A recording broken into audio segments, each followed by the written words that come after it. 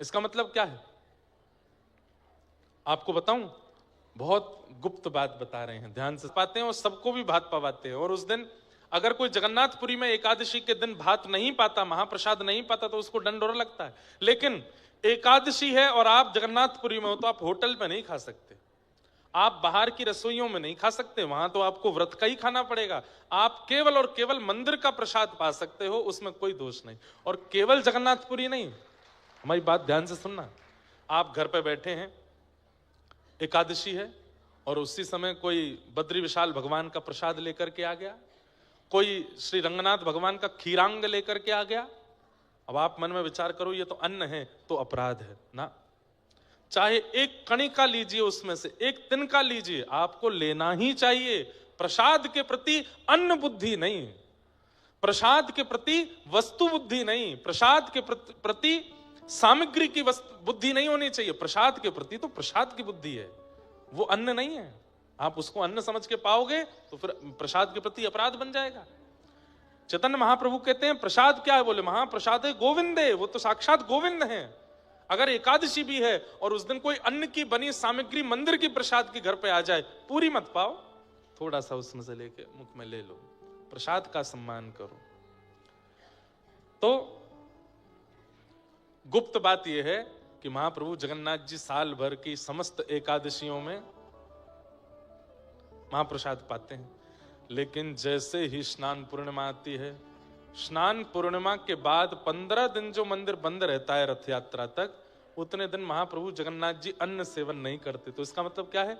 साल भर की सबरी एकादशी एक बार में कर लेते हैं जगन्नाथ जी, सबरी एकादशी कर लेते हैं। तो इसका मतलब क्या है? यदि आप एकादशी जगन्नाथपुरी में करके आए हैं तो वहां महाप्रसाद पाइए, जो एकादशी करते हैं उनके लिए बात है। लेकिन जैसे ही लौट करके आप वापस अपने नगर स्थान पर आ जाते हैं, तो अगली एकादशी जब आवे तो उस एकादशी पर एक नहीं 2 व्रत कीजिए। कैसे? एक तो अन्न का व्रत हो गया, दूसरा मौन व्रत हो गया, मौन भी कीजिए, मौन भी रहिए। एकादशी के दिन बोलना नहीं है और सूर्यास्त तक मौन रहिए। ये 2 व्रत ये तभी कर सकते हो आप, ये 2 स्थिति में किया जा सकता है। वैसे कोई आवश्यकता नहीं है इसकी।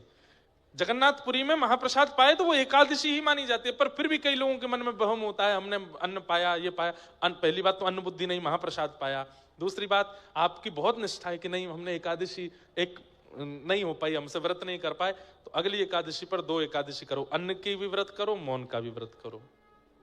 या फिर ये नियम आप तब पालन कर सकते हो जब एकादशी आपकी पूर्व की कोई छूट जाए, जैसे यात्रा में होने के कारण, घर में कोई घटना हो गई उसके कारण, या फिर घर में कोई ऐसी बात थी, या कुछ आप अस्वस्थ थे, हॉस्पिटलाइज्ड थे, या कुछ भी था जिसके कारण आपकी एकादशी छूटी, तो अगली एकादशी पर उसकी भरपाई करो। अब जैसे मान लो आपकी 3-4 एकादशी छूट गई, तो 3-4 एकादशियों में अन्न व्रत और मौन व्रत दोनों करो, ताकि उसकी पूर्व की छुट्टी हुई की भी भरपाई होगी। पर एकादशी करनी चाहिए। श्री तुकाराम जी महाराज, नहीं, श्री नामदेव जी महाराज एकादशी के प्रति इतनी निष्ठा रखते थे, वो स्वयं तो पाते ही नहीं थे और किसी को खाते हुए देखते थे तो जाके दंडवत चरणों में गिर जाते, बोले तेरे हाथ जोड़ो भैया, आज एकादशी, अन्न मत पाओ, अन्न मत पाओ। क्यों? एकादशी के दिन अन्न में पाप का निवास होता है। अच्छा, अब ये थोड़ी इस बात को समझिएगा, उससे होता क्या है? एकादशी के दिन अन्न खाने से पाप लगता नहीं है, तो आप पूर्व में गंगा स्नान करके जिस पाप को नष्ट करके आ चुके हैं गंगा में, वो पाप पुनर्जागृत हो जाता है एकादशी के दिन अन्न खाने से। पूर्व के किए हुए पाप जो प्रायश्चित्तों से, नदी स्नान से, देवलोक भ्रमण से, ब्राह्मणों के आशीर्वाद से जो नष्ट हो चुके हैं, एकादशी के दिन अन्न सेवन करने से वो पुनर्जागृत हो जाते हैं। तो क्या करें? नहीं पाना चाहिए, अन्न नहीं पाना चाहिए। तो श्री नामदेव जी महाराज किसी को एकादशी स्वयं भी करते थे, किसी को खाने भी नहीं देते थे। और तो और एकादशी के दिन नामदेव जी अपने मोहल्ले में डोलते थे, घरों में जाके खिड़की खोल खोल के देखते थे कोई अन्न तो नहीं खा रहा। तो वो सब लोग कहते तुम्हारा क्या बिगड़ रहा, हम खा रहे हैं, हमारा मन, हमें नहीं रखनी एकादशी। तो द्वार पे बैठ के रोने लग जाते नामदेव जी, बोले आज आज अन्न मत खाओ, आज एकादशी है, आज मत खाओ। तो इतनी उनकी एकादशी के प्रति निष्ठा कि एक दिन भगवान बोले मैं परीक्षा लूं या की, और श्री विट्ठल भगवान, पांडुरंग भगवान एक ब्राह्मण का रूप धारण करके आए और पूरे नगर में रोते हुए घूम रहे हैं। अरे मैं बहुत भूखा हूं, मैं बहुत प्यासा हूं, मुझे कोई अन्न पवाओ, मैं 4 दिन से यात्रा पर हूं, मुझे बहुत तेज भूख लगी है। सिर पर त्रिपुंड देख करके, शिखा देख करके, धोती देख करके, जनेऊ देख करके भान तो हो गया था कि ब्राह्मण है। नामदेव जी के द्वार पर जाके ही गिरे भगवान। नामदेव जी बोले, अरे अरे विप्रदेव आए। विप्र पत्नी से कहा, उठाओ उठाओ उठाओ, क्या कहिए भगवान, क्या बोले, मुझे अन्न खिला दो, मुझे बहुत भूख लगी है, मैं प्यासा, भूखा प्यासा हूं, मुझे 4 दिन से कुछ नहीं मिला है, पवा दीजिए कुछ, अगर मुझे अन्न नहीं मिला तो मेरे प्राण चले जाएंगे। नामदेव जी महाराज बोले, आज तो एकादशी है, आज मैं अन्न नहीं खवा सकता। देवी भीतर प्रसाद के केला रखे हैं, सेब रखे हैं, लेके आओ। नहीं नहीं नहीं, फल नहीं खाना है, मुझे तो अन्न ही खाना है। भगवान, आज एकादशी है। अरे एकादशी, तुम्हें दिखता नहीं, मेरे प्राण पखेरु उड़ जाएंगे यदि मुझे अन्न नहीं मिला तो। मैं कितना जर्जर हो गया, मेरे हाथ पांव कांप रहे हैं, मेरी नसें सूख रही हैं, मेरा रक्त संचार रुक रहा है, मुझे अन्न की आवश्यकता है, मेरे प्राण निकल जाएंगे। नामदेव जी महाराज बोले, अन्न तो नहीं मिलेगा। बोले, मेरे प्राण जाएंगे तो भी नहीं। बोले, ठीक, अच्छी बात है, वैकुंठ मिलेगा एकादशी आज। प्राण चले भी गए तो सीधे भगवत धाम जाओगे। कैसे व्यक्ति हो तुम, यहां प्राण निकल रहे हैं मेरे, तुम कह रहे हो वैकुंठ जाऊंगा मैं। बोले, अरे एकादशी, एकादशी के दिन प्राण निकले, इसके लिए कितना लोग प्रार्थना करते हैं, लेकिन आपके प्राण में निकलने नहीं दूंगा। लीजिए केला खाओ, दूध पी लो, फल खा लीजिए, फलाहार कर लीजिए, अन्न मत खाइए। ठाकुर जी बोले, ठीक है, तो मैं दूसरे के घर चला जाऊंगा। बोले, वहां मैं जाने नहीं दूंगा, क्योंकि मुझे पता है आप अन्न खा लोगे, और मैं किसी को अन्न खाने नहीं देता एकादशी के दिन। भगवान बोले, बड़े विचित्र आदमी हो, खुद भी नहीं खिलाते, मुझे कहीं खाने भी नहीं देते, जाने भी नहीं देते। अरे मेरे प्राण निकल रहे हैं। भगवान जोर जोर से नाटक करने लगे, चिल्लाने लगे, अरे नगरवासियों, अरे इसने मुझे कैद कर लिया है, मेरे प्राण निकलवा रहा है जबरदस्ती। नामदेव जी बोले, नहीं नहीं नगरवासियों, मैं इनके प्राण, मैं फल खिला रहा हूं, ये खा नहीं रहे हैं, आज एकादशी, अन्न में खाने नहीं दूंगा। तो नगर के जो चिढ़ने वाले लोग थे वो आकर के नामदेव जी पर चिल्लाने लगे, अरे ये हमारे साथ भी ऐसा करता है, हमारे घरों में आकर के भी देखता है, कोई अन्न तो नहीं खा रहा। अरे तुझे करनी है एकादशी, तू कर, सबसे क्यों करवाता है भैया, आज तो नहीं खाया ना आपने। बोले कि अभी भी देखो, इसको यही चिंता है कि मैंने अन्न तो नहीं खाया। अपनी चिंता कर, मेरा तो उद्धार हो जाएगा, पर मुझे है कि सबका होना चाहिए, कोई रह ना जाए इस धराधाम पर, सब पंढरीनाथ को प्राप्त कर लें। ठाकुर जी बोले, परीक्षा तो हो रही है, लेकिन थोड़ी और बड़ी हो। इतने में ठाकुर जी दौरा पड़ गया, ठाकुर जी को जोर जोर से हिलने लगे, अन्न खिलाओ, अन्न खिलाओ, मेरे प्राण निकल रहे हैं। नामदेव जी महाराज सिर सहलाने लगे, पैर दबाने। पत्नी से बोले, देवी एक काम करो, दूध में केला घोल करके पिला दो इनको, थोड़े प्राण तो बचेंगे। ब्राह्मण ने मुंह बंद कर लिया, नहीं वो नहीं पीऊंगा, अन्न ही खाऊंगा। अब मेरे प्राण निकल रहे हैं, प्राण निकल रहे हैं। आंखें ऊपर चढ़ा ली भगवान ने, और देखते ही देखते सचमुच के जैसे प्राण निकल जाते हैं वैसे ठाकुर जी हो गए। हाथ शिथिल पड़ गए, श्वास रुक गई, धड़कन रुक गई, शरीर ठंडा पड़ने लगा। नगर के लोग बोले, अरे नामदेव, ऐसा पाप करके तू कौन से नरक में जाएगा, कौन सी ऐसी एकादशी जिससे तेने प्राण हरण कर लिए एक ब्राह्मण के। नामदेव जी महाराज पत्नी से बोले, देवी हमारी निष्ठा के कारण किसी के प्राण गए हैं, ये अकेले नहीं जाएंगे, इनकी चिता में हम लोग जीवित प्रवेश करेंगे, हम भी इनके साथ जाएंगे, हम नहीं रहेंगे, हमारी वजह से प्राण गए।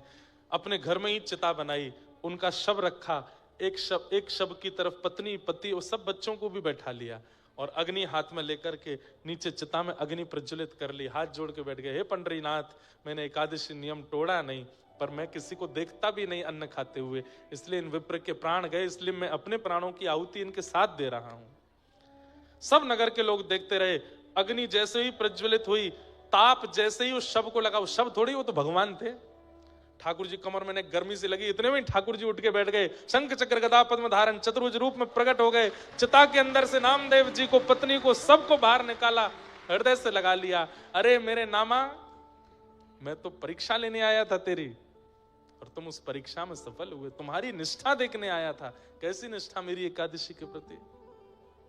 और ये दृश्य देख करके सब नगरवासियों ने भी प्रण ले लिया कि भैया अब हम भी एकादशी करेंगे। जब एकादशी से ठाकुर जी की इतनी प्रसन्नता है तो हम क्यों ना हो। बंधुओं, मैं अपने उद्धार के लिए जब कोई काम करता हूं ना, ठाकुर जी इतने खुश होते हैं, इतने खुश होते हैं। आप अपने उद्धार के लिए जब क्रिया करते हो, ठाकुर जी कहते हैं सोने का छत्र मत चढ़ाओ, पोशाक मत चढ़ाओ, इत्र मत चढ़ाओ, दान दक्षिणा पेटी में मत चढ़ाओ, पर अपने कल्याण उद्धार के लिए तुम क्रिया करो, मुझसे ज्यादा प्रसन्न कोई नहीं होता। ठाकुर जी कहते हैं मुझे इतनी खुशी होती है जब व्यक्ति अपने उद्धार के लिए क्रिया करता है। एकादशी व्रत जब व्यक्ति करता है, उत्साह के साथ करता है, उस दिन ठाकुर जी इतने प्रसन्न होते हैं, हमें देख करके रीझते हैं ठाकुर जी। और यदि वो प्रसन्न हमारी एक क्रिया से होते हैं तो हम क्यों ना करें उन्हें प्रसन्न। अरे संसार में रहने वाले प्रेमी जन एक दूसरे के लिए कितना त्याग करते हैं, क्या हम ठाकुर जी के लिए 15 दिन में आने वाली एक एकादशी में अन्न त्याग नहीं कर सकते? करिए, और बड़ी निष्ठा के साथ इसको करिए। इस प्रकार बताते हुए अब आगे रास पंचाध्याय का प्रसंग आया। भगवान पिता रात्रि शरदोत्फुल्ल मल्लिका विक्षरन्तुम मनश्चक्रे योग मायामुपाश्रित। बंधुओं, संपूर्ण श्रीमद् भागवत में एक विलक्षणता है, बहुत ध्यान से सुनिए सब लोग, इधर देखो। श्री परीक्षित जी प्रश्न करते हैं और सुखदेव जी उत्तर के रूप में कथा सुनाते हैं। लेकिन रास पंचाध्यायी के विषय में आता है कि यहां परीक्षित ने प्रश्न नहीं किया कि मुझे रास लीला के बारे में बताओ, सुखदेव जी अपने आप ही सुनाने लग गए। क्यों? क्योंकि रास का प्रसंग ऐसा है कि जब तक इसमें प्रविष्टि नहीं होगी, इसमें प्रवेश नहीं होगा, संपूर्ण लीलाएं अधूरी सी हैं। भगवान का प्राण है रास पंचाध्यायी। मैं हर कथा में बताता हूं, आज फिर बता रहा हूं, रास का मतलब नृत्य नहीं होता। आप नैमिषारण्य आए हैं कथा सुनने के लिए, ये रस है। लेकिन नैमिषनाथ भगवान आपके घर आ जाएं आपका प्रेम लेने के लिए, वो रास है। आप वृंदावन जाते हो, वो रस है, पर वृंदावन बिहारी आपके पास आ जाते हैं, वो रास है। आप जगन्नाथपुरी जाते हो, वो रस है, पर जगन्नाथ जी आपके घर आ जाते हैं, वो रास है, वो रास है। समझ में आई बात?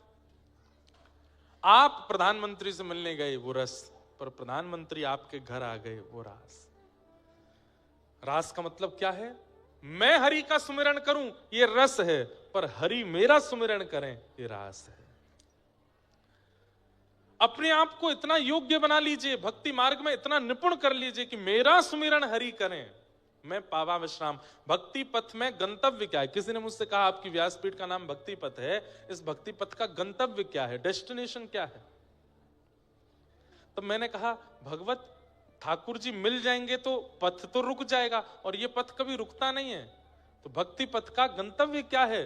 बोले मैंने सुमिरन करने से प्रारंभ किया था तो मैं भक्ति पथ पे था, पर मैं सुमिरन करते करते ऐसी स्थिति आई, अब मेरा सुमिरन हरि करने लग गए हैं, ये भक्ति पथ का गंतव्य है। ठाकुर जी मेरा स्मरण करने लगे। आप कहोगे महाराज जी क्या कहना चाहते हैं, भगवान हमारा भजन करते हैं? बोले हाँ। आज पंढरीनाथ भगवान की याद आ रही है। श्री विठ्ठल भगवान महाराष्ट्र में विराजमान है। वे नित्य कीर्तन करते हैं, हाथ में करताल लेकर के। रात्रि में जब पुजारी जी मंदिर बंद करके शयन करा करके गए तो पुजारी जी को दृश्य दिखा। कैसा दृश्य दिखा? कि ठाकुर जी भुजा उठा करके करताल बजा रहे हैं और श्री लक्ष्मी जी बगल में बैठ के मृदंग बजा रही हैं और ठाकुर जी उछल उछल करके नृत्य कर रहे हैं। तुरंत पुजारी जी ने जाकर के जैसे ही कपाट खोल करके देखा तो अंदर क्या पाया? आहा, ज्ञानेश्वर माऊली, ज्ञान देव तुकाराम, ज्ञान देव तुकाराम, ज्ञान देव तुकाराम, ज्ञान देव तुकाराम, ज्ञान देव तुकाराम। हमारा कीर्तन क्या है? राधे कृष्ण कृष्ण कृष्ण राधे राधे, राधे श्याम श्याम श्याम। ये हमारा कीर्तन है, ये हम करते हैं ठाकुर जी के लिए। पर ठाकुर जी का कीर्तन क्या है? ज्ञान देव तुकाराम, ज्ञान देव तुकाराम। मीराबाई सक्कूबाई, मीराबाई सक्कूबाई, सूरदास कृष्णदास, सूरदास कृष्ण, हरिवंश हरिदास, हरिवंश हरि, रामानुज रामानंद, रामानुज राम। ये ठाकुर जी का कीर्तन है। अपने सब भक्तों के नाम ठाकुर जी करताल पर गाते हैं और मगन होकर के ठाकुर जी कीर्तन में नृत्य करते हैं, अपने भक्तों को याद करते हैं। हम अभी रस में हैं, क्योंकि राधे कृष्ण गाते हैं। कहना नहीं चाहिए, पर जिस दिन ठाकुर जी गाने लगे इंद्रेश इंद्रेश इंद्रेश, समझो अब भयो रास। ये हुआ रास। और गाते हैं ठाकुर जी, इसमें कोई अभिमान युक्त होकर के हम बात आप नहीं कह रहे हैं। जिस दिन मुझसे प्रसन्न होंगे, आपसे प्रसन्न होंगे, ठाकुर जी गाएंगे, हमारा कीर्तन गाएंगे। हमें सुनाने के लिए नहीं, खुद को प्रसन्न करने के लिए ठाकुर जी गाते हैं। किसी ने जाकर के पंडरीनाथ भगवान से कहा कि आप ज्ञानदेव तुकाराम गाते हो और कहते हो मैं भक्तों का कीर्तन करता हूं। अरे भक्त तो असंख्य हैं आपके, आप केवल 2 ही भक्तों का नाम क्यों गाते हो? ठाकुर जी बोले बेटा तुम चतुर हो, हम चतुर शिरोमणि हैं। क्यों? बोले भक्ति शतक के सबसे पहले भक्त हुए श्री ज्ञानेश्वर, और भक्ति शतक के अंतिम भक्त हुए तुकाराम। तो मैं प्रथम और अंतिम भक्त को गा लेता हूं, बीच में सबरे आ जाते हैं।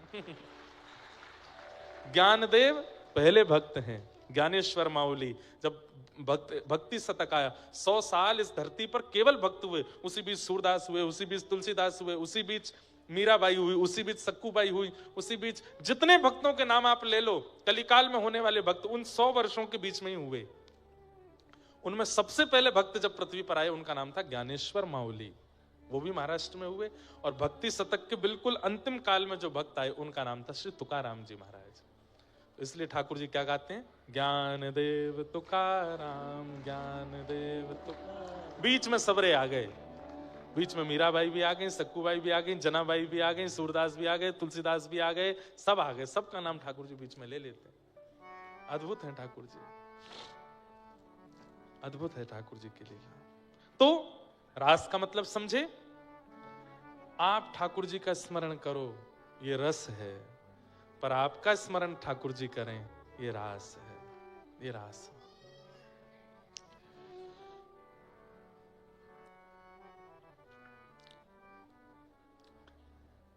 रास पूर्णिमा का दिन आया, शरद पूर्णिमा का दिन आया, और जैसी पूर्णिमा का चंद्रमा प्रकट हुआ, गोपियों के चित्त में हलचल होने लगी। क्यों? क्योंकि ठाकुर जी ने चीर हरण के समय कहा था कि मैं शरद पूर्णिमा की रात्रि पर रास करूंगा। रास करूंगा मतलब तुम्हें मुझे नहीं बुलाना पड़ेगा, मैं तुमको बुलाऊंगा। और आज गोपियां विचलित हैं, व्याकुल हैं, श्याम सुंदर मिलेंगे, श्याम सुंदर बुलाएंगे।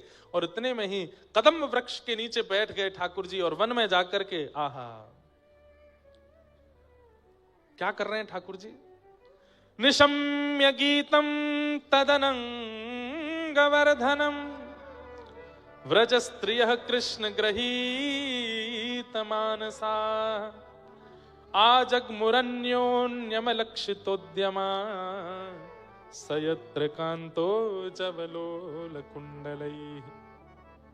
ठाकुर जी ने ऐसी वेणु का वादन किया, अपने अधर पर वेणु रख करके जैसे ही ठाकुर जी ने उसमें वादन करना प्रारंभ किया, तो कहते हैं निशम्य गीतम तदनंग वर्धनम। जैसे आंखें ठाकुर जी को देखना चाहती हैं पर उतनी व्याकुल नहीं है, कान कथा सुनना चाहते हैं पर जगह नहीं मिली तो लौट गए वापस, इतने व्याकुल नहीं है। हाथ सेवा करना चाहते हैं पर सेवा मिली तो अच्छा, नहीं मिली तो लौट गए, मतलब मिले तो ठीक, नहीं मिले तो कोई बात नहीं। ऐसे वाली इंद्रियां गोपी नहीं होती। मिलेंगे कैसे? नहीं, मुझे तो चाहिए, चाहे 1 दिन 2 दिन कितना मैं प्रतीक्षा करता रहूंगा, मुझे तो सेवा चाहिए। तो यहां पर कहते हैं ठाकुर जी ने ऐसे वेणु का रव किया कि जो इंद्रियां कृष्ण प्रेम में उन्मुक्त थी, वह इंद्रियां और ज्यादा उत्सुक हो गई, उनमें और वर्धन हो गया भगवत प्राप्ति के लिए। चतुर्भुज दास जी गाते हैं, दर्शन को नैना तपे, वचन सुनन को कान, मिलवे को हियरा तपे, हिय के जीवन प्राण, गोवर्धन वासी सांवरे, वासी लाल तुम बिन रयो न जाए रे, गोवर्धन वासी। कभी हुआ बंधुओं ऐसा? वृंदावन गए थे, लेकिन जैसे ही लौटने लगे तो गाड़ी में बैठ के रोना आया। वृंदावन से बाहर निकलते समय रोना आया, लेकिन अपने घर तक रोते ही आए, और घर पे आने के बाद भी फिर अगले दिन भी रो रहे हैं, दूसरे दिन, तीसरे दिन भी रो रहे हैं, चौथे दिन भी रो रहे हैं, महीने तक रोते ही रहे। ऐसा नहीं होता, आज की डेट में तो ऐसा नहीं होता। व्यक्ति एक आध दिन व्याकुल रहता है, पर महीनों महीनों तक व्याकुल रहे, ये आज की स्थिति नहीं है। हाँ, होता है व्याकुल, संसार की वस्तु के लिए होता है, वो तब तो 10-10 साल तक व्याकुल रहता है व्यक्ति, नस पस काट के बैठ जाता है अपनी, इतना व्याकुल हो। पर ठाकुर जी के लिए कभी कोई ने नस काटी सुना आपने? अब भैया कर मत लेना कहीं, उससे ठाकुर जी नाराज और हो जाएंगे। शरीर को ठोस मत पहुंचाना, व्याकुलता चित्त से होती है भाई, शरीर से नहीं। ये शरीर की गतिविधि अव्यवस्थाओं से कोई अपना प्रेम दिखाना चाह रहा हो, महापाखंडी है वो, ढोंगी है, हृदय से नहीं दिखा पा रहा, इसलिए शरीर से दिखाने का प्रयास कर रहा है। हृदय से दिखाओ। दर्शन को नैना तपे, वचन सुनन को कान, मिलवे को हियरा तपे, हिय के जीवन प्राण, गोवर्धन वासी सांवरे, तुम बिन रहो न जाए। ऐसी स्थिति। एक प्रसंग आता है कि गोसाई श्री विठल नाथ जी अपने ठाकुर जी नवनीत प्रिया जी, जिनको लड्डू गोपाल कहते हैं, प्रथम नवनीत प्रिया जी श्री श्रीनाथ जी में विराजमान है। इस पूरे ब्रह्मांड के सबसे पहले लड्डू गोपाल, छोटे से हैं, इतने होंगे, नवनीत प्रिया जी। उनको नाम लोगों ने लड्डू गोपाल रख दिया, जबकि हाथ में लड्डू भी नहीं है, वो मक्खन है। उनका मूल असली नाम नवनीत प्रियालाल, नवनीत मतलब मक्खन, उससे जो प्रेम करे वो लाला, नवनीत प्रियालाल। तो सेवा करके गोसाई जी बोले, जय जय, प्रेम से विराजी हूं, भीतरिया बाहरिया सब आपकी सेवा करेंगे, मैंने एक गोकुल तक है के आऊं।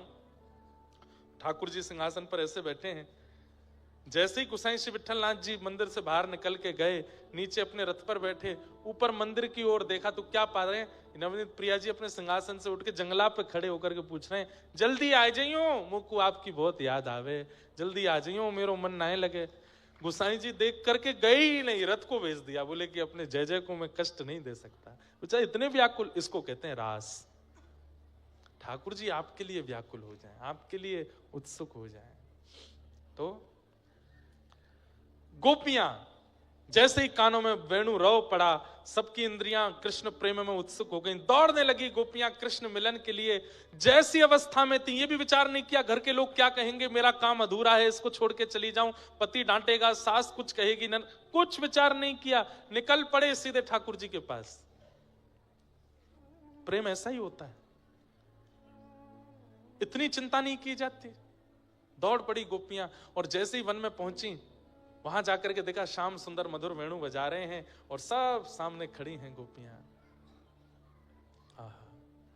भगवान ने कहा, स्वागतम वो महाभाग, प्रियम किम करवाणि व, ब्रजस्यानामयम कश्चित् ब्रूता गमन कारणम।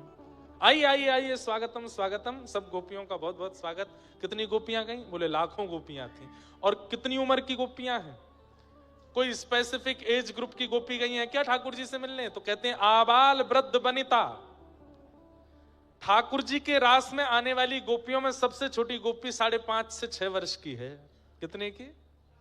5.5 से 6 वर्ष की। मतलब 2-4 बड़ी गोपी तो गोद में लेके आई है, और वो भी उतने ही प्रेम में हैं जितने और ये तो सबसे छोटी गोपी हो। सबसे बड़ी गोपी बोले यशोदा मैया की भी पर सास की उम्र की है, बिना दांत की। वह 2 गोपी इनको सारो लेकर के आइए, और उस गोपी के नेत्रों में जो प्रेम कृष्ण के लिए, वही प्रेम एक 5.5-6 वर्ष की गोपी के चित्त में भी है। इसको आप काम प्रेम नहीं कह सकते। ये संसारिक जो हम और आप करते हैं संसार में, वो प्रेम नहीं है। ये 5.5-6 वर्ष की बालिका को पता होता है कि प्रेम किसको कहते हैं। 80 वर्ष के बाद बूढ़ी माता जी को कुछ इच्छा होती है क्या मन में कि मैं किसी से प्रेम कर लूं? कभी सुना 90 वर्ष की माता जी को किसी से प्रेम हो गया? नहीं हो सकता। ये संसारिक व्यवहार है। परंतु ठाकुर जी से प्रेम एक 4 वर्ष की बालिका को भी हो जाता है, और 100 वर्ष की अम्मा को भी रहता है। वही तो स्वच्छंद प्रेम है, जहां पर कोई कैटेगराइज्ड प्रेम नहीं है, कोई एज ग्रुप का प्रेम नहीं है। क्यों? क्योंकि वो शारीरिक प्रेम है ही नहीं, वो शरीर की स्थिति है ही नहीं, इसलिए वहां ये सब विचार भी नहीं किए जाते। जो लोग ठाकुर जी की रास लीला को आजकल बहुत विचित्र रूप से देखने लगते हैं, दिखाने लगते हैं और उसके प्रति ऐसा भाव रखने लगते हैं, जब ठाकुर जी कर सकते हैं तो हम क्यों नहीं? अरे ठाकुर जी के रास को पहले देख तो लो, समझ तो लो, वो है कैसा। और रास का मतलब नृत्य नहीं है, मैं पुनः कह रहा हूं, परमात्मा का जीवात्मा के प्रति प्रेम, परमात्मा की जीवात्मा के प्रति करुणा, उसको रास कहते हैं। और कह दूं तो कोई अतिशयोक्ति नहीं, परमात्मा का जीवात्मा के प्रति समर्पण। हमेशा जीवात्मा समर्पित रहता है, पर जिस दिन परमात्मा समर्पित हो जाता है जीवात्मा के लिए, वो रास है। वो रास है। सब गोपियां आई, ठाकुर जी ने देखा तो ठाकुर जी ने कही पहले इनकी परीक्षा ले लूं। और भगवान पतिव्रता नारी का धर्म समझाने, राम राम राम राम, तुमने क्या कर दिया? अपने पति बच्चों को छोड़ के चली आई। तुम्हारी सास ससुर, घर में सब पूरा परिवार भरा सब था, और तुमने सब लोक लाज मर्यादा की बिल्कुल ध्यान नहीं रखा, एक परपुरुष से मिलने चली आई हो। कितना बड़ा अपराध किया तुम लोगों ने। अरे पतिव्रता नारी, सबसे बड़ा व्रत यदि संसार में कोई है तो वो पातिव्रत होता है। बंधुओं, शास्त्र में कहते हैं सूर्य को कोई नहीं रोक सकता, सूर्य उदय होगा ही होगा, लेकिन एकमात्र पतिव्रत करने वाली कन्या नारी में ये सामर्थ्य है कि वो सूर्य को कह दे कि उदय नहीं होना तो सूर्य उदय नहीं होगा। एक स्त्री, एक कथा आती है, एक कन्या थी, वो अपने पति से बहुत प्रेम करती थी, पतिव्रता नारी थी, सब संतों के पास जाकर के उनकी कुशलता बोलती थी। तो एक संत को प्रणाम किया, उसने कहा मां को पुत्री क्या चाहिए? बोले मेरे पति सदा प्रसन्न रहें और मेरे नेत्रों के सामने रहे, इनका कभी मृत्यु मुझे देखनी ना पड़े, मैं पतिव्रता नारी हूं, बस मुझे आशीष दो, ये सदा प्रसन्न रहें। तो संत ने दिव्य दृष्टि से देख के कहा देवी नहीं हो पाएगा। क्यों? कल तुम विधवा हो जाओगी, कल सुबह सूर्य उदय होते ही तुम्हारे पति के प्राण उड़ जाएंगे, कल इसके प्राण चले जाएंगे। मैं त्रिकालदर्शी महात्मा हूं, इतने वर्षों से बैठा हूं तप में। क्या कहा आपने? कल सूर्य उदय होते ही मेरे पति के प्राण चले जाएंगे? बोले हाँ। तुरंत वो कन्या, एक स्त्री, एक पहाड़ पर जाकर के बैठ गई और जिस दिशा से सूर्य उदय होता है उसी दिशा की ओर देख करके बोली यदि मैंने अपने पति को सर्वांगीण रूप से परमेश्वर मान करके उसकी सेवा आराधना की है, अपने पातिव्रत धर्म को नष्ट नहीं किया, तो हे सूर्य तुम उदय नहीं होना, मेरे पति के प्राण नहीं जाने चाहिए। सूर्य उदय नहीं हुए, भूचाल हो गया, पृथ्वी पर डामाडोल होने लगा, लोगों की मृत्यु होने लगी सूर्य उदय के कारण। कई कारण से पृथ्वी चलती है, जिसमें सूर्य भी एक कारण है।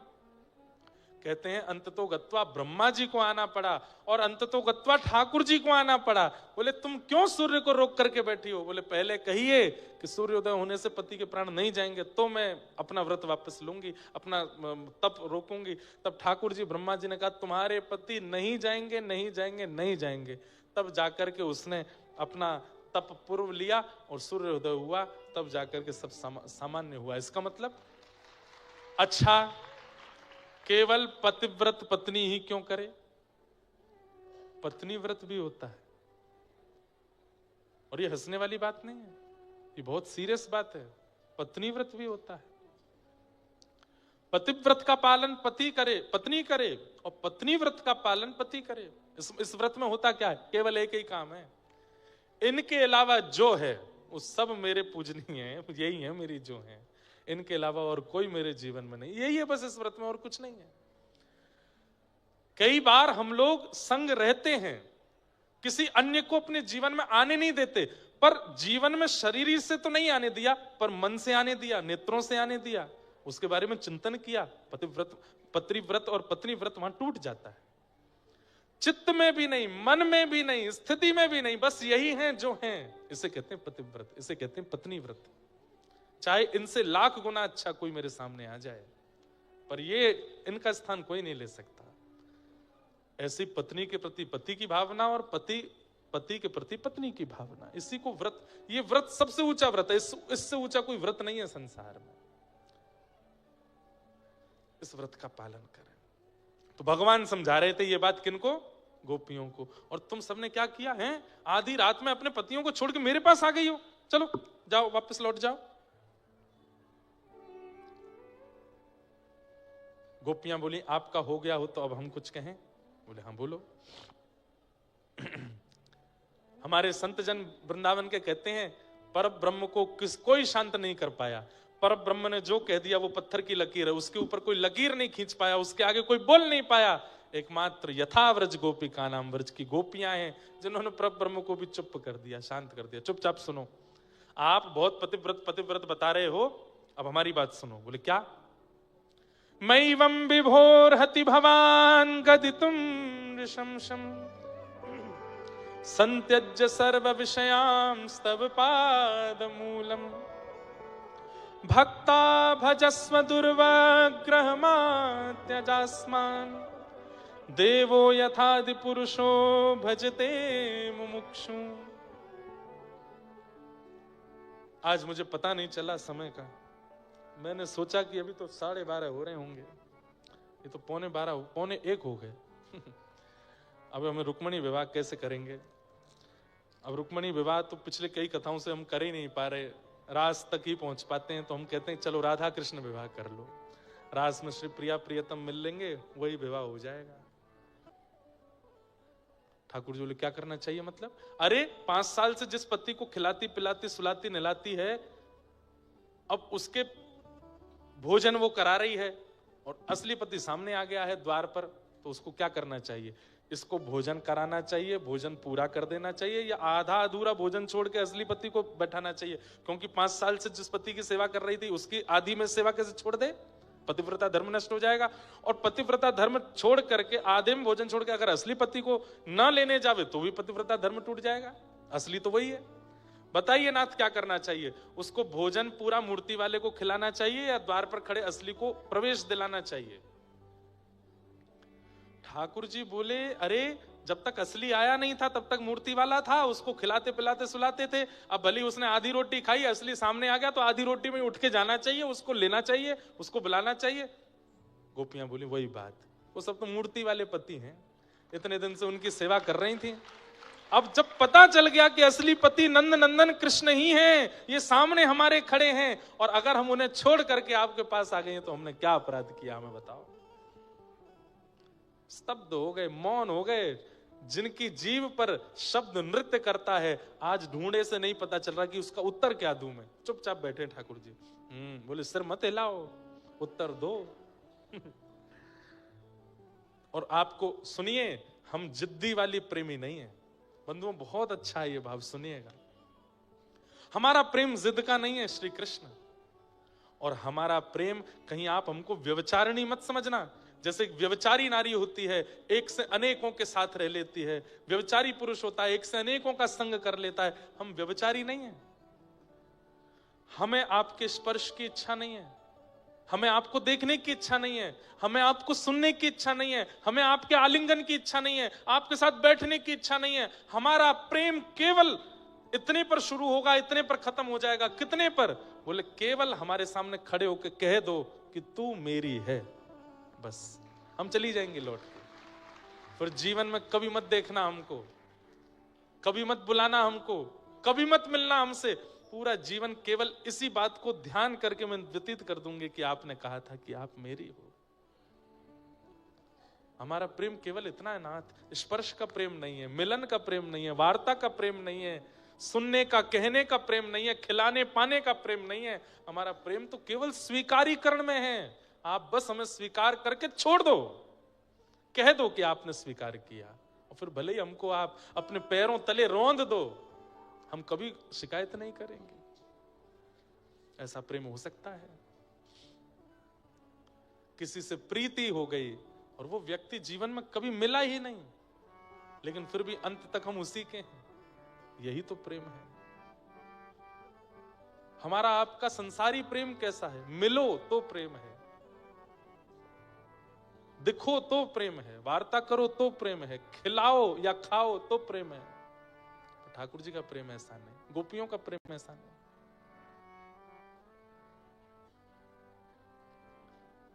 श्याम सुंदर सना हमको प्यारे रहे, हम उन्हीं के रहे, वो हमारे रहे। श्याम सुंदर सना हमको प्यारे रहें, हम उन्हीं के रहें वो हमारे।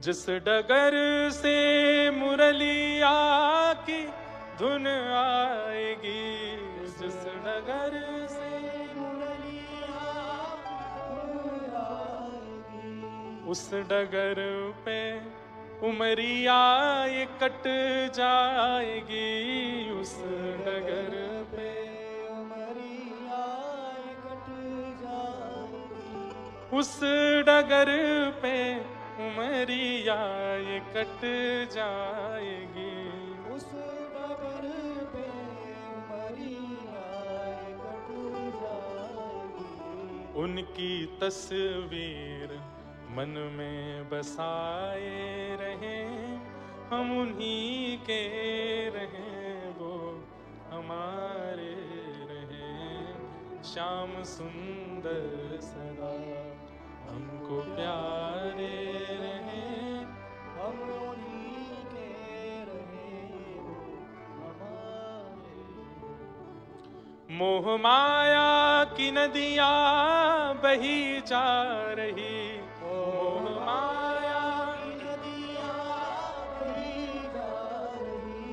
मन की ममता को खींचे चली जा रही, मन की ममता को खींचे चली जा रही। हम भंवर में रहें या किनारे रहें, हम उन्हीं के रहें वो हमारे रहें। श्याम सुंदर सदा हमको प्यारे रहें, हम उन्हीं के रहें वो हमारे। प्रेम पीयूष की धार बहती रहे, प्रेम पीयूष की धार। श्रीमद् भागवत के अच्छे वक्ता हमारे ब्रजमंडल के श्री पीयूष जी महाराज, उनका ये भाव है। प्रेम पीयूष, वे अभी तो निकुंज में हैं, ठाकुर जी के श्री चरणों में विराज गए। कितना सुंदर भाव है। मोह माया की नदियां बही जा रही, मन की ममता को खींचे चली जा रही। भाई धार इतनी तेज है माया की, हम रुक नहीं पा रहे हैं, हमें खींच ही रही है नाथ। बस कृपा इतनी करना, इस माया की धार में भले ही हम भंवर में रहें या किनारे रहें, हम उन्हीं के रहें वो हमारे रहें। प्रेम पीयूष की धार बहती रहे, प्रेम पीयूष की धार बहती रहे। नित्य घन श्याम रसना ये कहती रहे, नित्य घन श्याम रसना ये कहती रहे। नित्य घन श्याम रसना ये कहती रहे, नित्य घन श्याम रसना अपने तन मन को मोहन पे वारे रहें, हम उन्हीं के रहें वो हमारे रहें। श्याम सुंदर सदा हमको प्यारे रहें, हम उन्हीं के रहें वो हमारे। गोपियों के भाव ऐसे। याद में तोरी भई बाबरी, सुध लो मोरी कृष्ण मुरारी। याद में तोरी भई बाबरी, सुध लो मोरी कृष्ण मुरारी। अब आओ मेरे प्राण प्यारे, अब आओ मेरे प्राण प्यारे।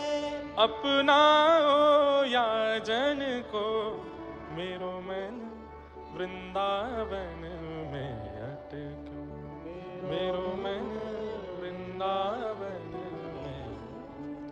बन के जोगन डोलत व्रज में, बन के जो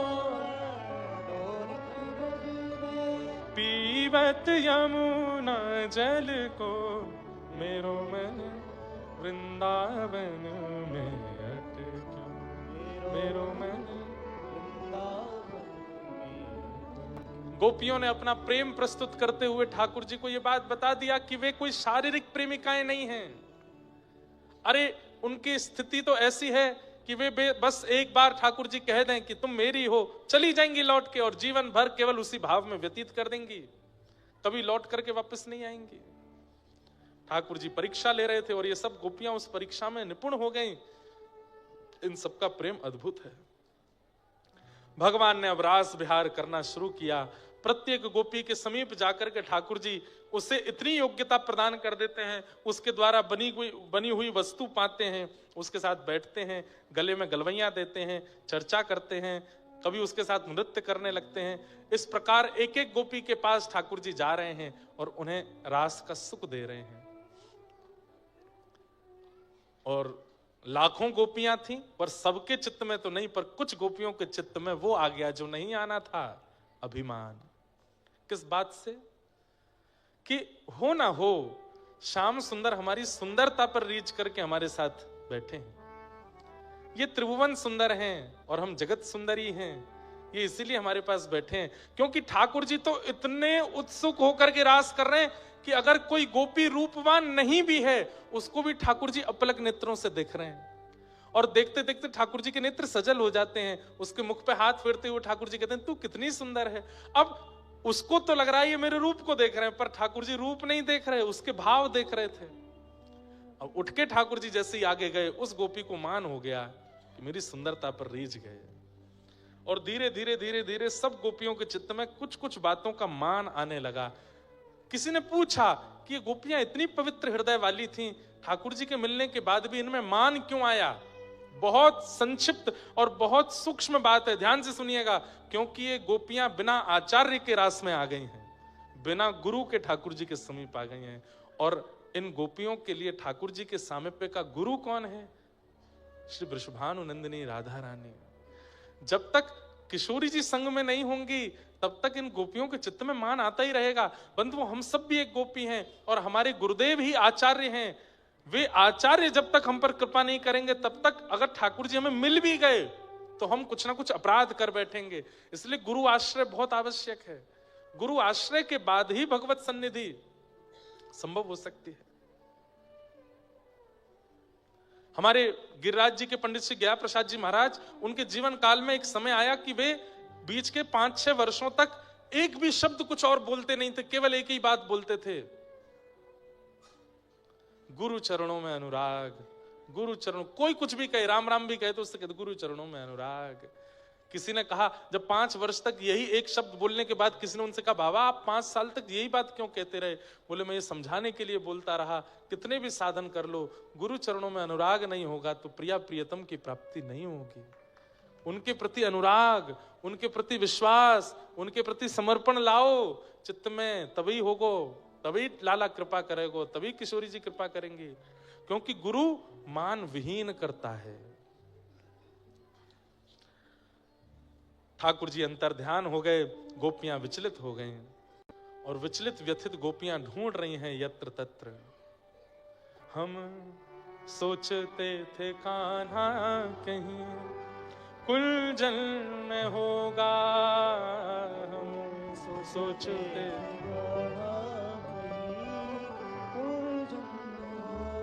हो अभी तो मिलन का हमने सुख नहीं भोगा। अभी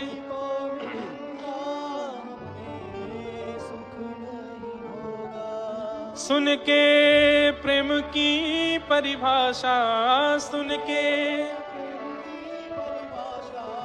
मन में बंधी थी जो आशा, मन में आशा हुई रे निराशा, झूठी दे गया दिलासा हमें, श्याम ना मिला हमें, श्याम ना मिला हमें, श्याम ना मिला हमें, श्याम ना मिला। हे सुन राधिका दुलारी, सुन तेरे द्वार का भी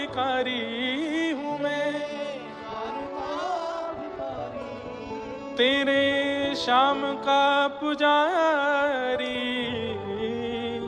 पीड़ा है हमारी हमें श्याम ना मिला, हमें श्याम ना मिला, हमें श्याम ना मिला। ये पंक्ति मुझे बहुत अच्छी लगती है, ध्यान से सुनिएगा, समझिएगा शब्दों को। देता है कन्हाई जिसे प्रेम की दशा, देता है जिसे प्रेम की दशा, सब विधि उसकी लेता है परीक्षा, सब विधि उसकी लेता है परीक्षा। जिसके जीवन में परीक्षाएं बहुत हैं, जिसके जीवन में हर दिन एक नई चुनौती है, कहीं ना कहीं ठाकुर जी ने उससे प्रेम दिया है। देता है कन्हई जिसे प्रेम की दशा, सब विधि उसकी लेता है परीक्षा। कभी निकट बुलाए, कभी दूरियां बढ़ाए, कभी छलिया हाथ नहीं आए, छलिया हाथ नहीं आए, हमें श्याम ना मिला, हमें श्याम ना मिला, हमें श्याम ना मिला, श्याम ना मिला। गोपियां सब गा रही थीं और ढूंढ रही हैं, श्याम सुंदर आप कहाँ हो। तभी किशोरी जी ने पुकार की है, हा नाथ रमण प्रेष्ठ क्वासी क्वासी महाभुज, दास्यास्ते कृपणाया सखे दर्शन सन्निधो। और जैसे ये श्लोक गाया है, उसी समय वृंदावन में हाँ नाथ कहते ही, जैसे ही नाथ कहा है, इतने में ही श्रीनाथ गिरिराज जी में अवस्थित हो गए। जैसे ही रमण कहा है, उतने में ही श्री राधा रमण लाल शालिग्राम अवस्थित हो गए। प्रेष्ठ कहते हैं वल्लभ को, जैसे ही वल्लभ कहा है, श्री राधा वल्लभ लाल अवस्थित हो गए। और क्वासी क्वासी महाभुज जब कहा, तब श्री वृंदावन बिहारी लाल अवस्थित हो गए। और श्री कलिकाल में उसी समय लिए गए जो नाम थे, वही पुनः प्रकट हो गए। और हानाथ के रूप से श्रीनाथ प्रकट हुए, रमण के रूप से राधा रमण प्रकट हुए, प्रेष्ठ के रूप से राधा वल्लभ, और महाभुज के रूप से श्री वृंदावन बिहारी लाल प्रकट हो गए। ये रास में करुण पुकार से पुकारे गए वही ठाकुर हैं वृंदावन के, जिन्हें गोपियां व्याकुल चित्त से पुकार रही थीं। और कालांतर में ये पुनः कलयुग में प्रकट हुए।